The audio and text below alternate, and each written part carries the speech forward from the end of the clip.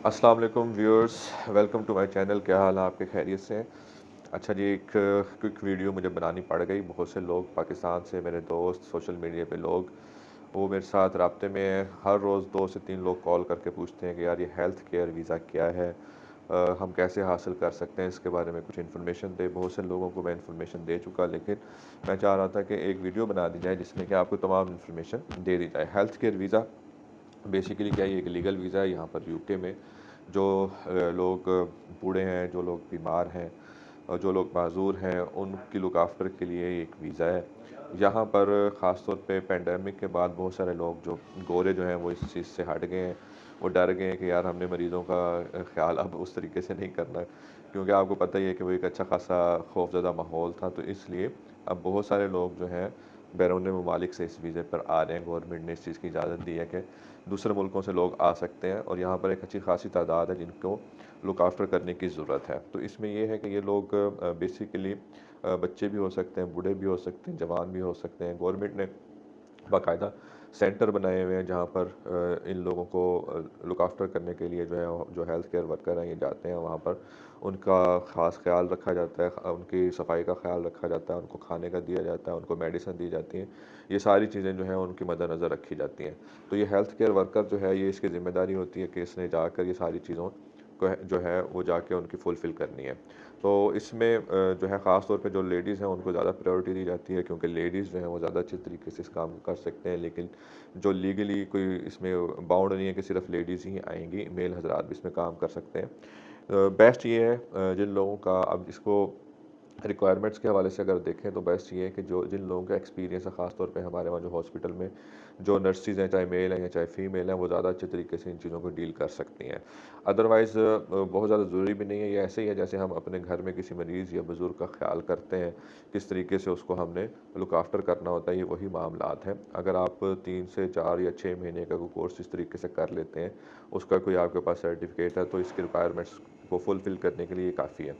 इसके अलावा आपको इंग्लिश रिक्वायरमेंट्स की ज़रूरत पेश आती है। आप अगर आपने अप्लाई करना है तो आपके पास आइल्स होना चाहिए। ये इसकी रिक्वायरमेंट्स यूके की जो वेबसाइट है www.gov.uk, तमाम रिक्वायरमेंट्स उसके ऊपर मौजूद हैं। मैं ये ज़रूर कहूँगा कि आप खुद भी वहाँ जाकर चेक करें। अगर आप वहाँ पर सर्च करेंगे कि health and care work visa, तो जब ये डालेंगे आप तो आपको ये तमाम रिक्वायरमेंट्स उसके हवाले से दे देगा। मैं पेज में इसका लिंक जो डिस्क्रिप्शन है उसमें इसका पूरा लिंक भी शेयर कर दूँगा, आप उसको वहाँ पर जाकर देखकर चेक कर सकते हैं। तो आइल्स की ज़रूरत पेश आएगी। इसके अलावा स्पॉन्सरशिप लाइसेंस सबसे अहम चीज़ है, जिसको आप वर्क परमिट कहते हैं। जो कंपनी यहाँ पर रजिस्टर्ड है गवर्नमेंट के साथ और जिसको स्पॉन्सरशिप लाइसेंस मिला हुआ है, सिर्फ वही लोग आपको वर्क परमिट दे सकते हैं हेल्थ केयर वर्कर का।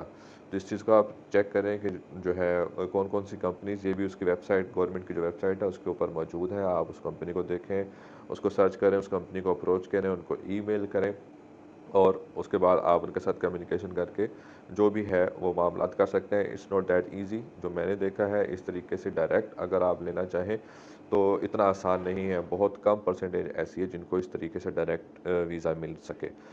तो उसका जो दूसरा तरीका है वो आप लोग जानते भी होंगे, लेकिन मैं आपको बता दूंगा वो दूसरा तरीका क्या है। फ़िलहाल जो रिक्वायरमेंट्स के हवाले से वो यही है कि आपको बाकायदा वर्क परमिट जो है वो कंपनी दे जो इसके पास स्पॉन्सरशिप लाइसेंस है। आपकी इंग्लिश की रिक्वायरमेंट्स फुलफिल की जाती है। आपके पास पुलिस क्लियरेंस सर्टिफिकेट होना चाहिए। आपके पास टीबी टेस्ट जो कि वहाँ से पाकिस्तान से जो यूके की गवर्नमेंट के अप्रूव्ड सेंटर है, आपने वहाँ जाना है, वहाँ से वो करवाना है और तकरीबन उसमें 11 से 12 हज़ार रुपये का एक्सपेंस होता है, ये आपने करना है।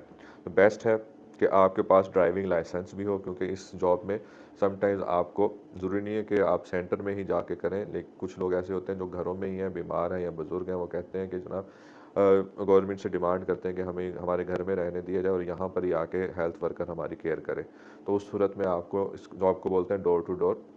आपको हो सकता है दिन में 2, 4, 5, 6 डिफरेंट घरों में जाकर मरीज़ों की लुक आफ्टर करनी पड़े। तो इस चीज़ को भी ज़हन में रखें कि आपके पास इस जॉब के लिए ड्राइविंग लाइसेंस का होना, गाड़ी चलाना, ये एक अहम जो है स्किल कंसीडर होगी। अच्छा, और ये आपके पास ये जो रिक्वायरमेंट्स हैं ये फुलफ़िल करें तो देन आप वीज़ा अप्लाई कर सकते हैं। वीज़ा की अलग से फ़ीस होती है। इसमें एक अहम चीज़ ये है कि इधर जो हेल्थ इंश्योरेंस के जो सरचार्जेज़ हैं इस वीज़ा में वो ना होने के बराबर है। इसका एक्सपेंस नहीं है। अदरवाइज़ अगर आप किसी दूसरे वीज़ा पे आते हैं तो उसके एक अच्छे खासे चार्जेज़ आपको पे करने पड़ सकते हैं।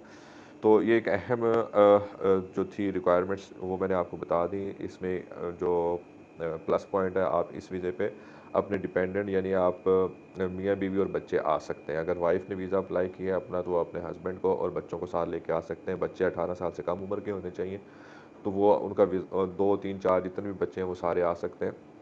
आपने उनको जो है अफ़ोर्ड आपने करना है। आपकी जो है बैंक स्टेटमेंट ये शो करे। बहुत ज़्यादा बैंक स्टेटमेंट की ज़रूरत नहीं है। इसमें जितने भी एक्सपेंसेस हैं वो गवर्नमेंट की वेबसाइट्स के ऊपर मौजूद है। मैं डिस्क्रिप्शन में जो मेन एक्सपेंसेस हैं वो भी आपको एग्जैक्ट फिगर के साथ मेंशन कर दूंगा, ताकि आपको अंदाज़ा हो कि इसमें कितने एक्सपेंसेस हो सकते हैं। अच्छा, एक तो फैमिली आप लेकर आ सकते हैं। ये 5 साल का वीज़ा है। 5 साल के बाद आप नेशनैलिटी को अप्लाई कर सकते हैं, ठीक है? तो ये एक लीगल रिक्वायरमेंट है जिसके तहत आप आ सकते हैं इस वीज़े पे। दूसरा मामला है जो वो पाकिस्तान में बड़ा कॉमन चल रहा है, बल्कि पाकिस्तान, इंडिया, बांग्लादेश और डिफरेंट दूसरे कंट्रीज़ में भी ये चल रहा है।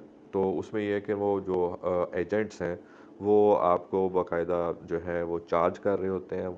एजेंट्स जो हैं उनका यहाँ यूके की जो कंपनीज़ हैं, जो जिनके पास स्पॉन्सरशिप लाइसेंस है, वो उनके साथ राब्ते में वो फिर उनको 2 या 4 या 5 जितने भी लोगों की ज़रूरत होती है वो उनको बताते हैं।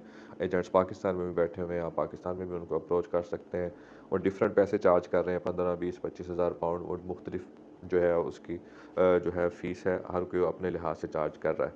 ये गवर्नमेंट की फ़ीस नहीं है। एजेंट अपनी फ़ीस आपको वर्क परमिट जिसे कहते हैं बेच रहा है, सेल कर रहा है, उसके पैसे वो आपसे ले रहे होते हैं। गवर्नमेंट की जो फ़ीस है वो मैंने आपको बता दी है, गवर्नमेंट की वेबसाइट्स के ऊपर मौजूद है।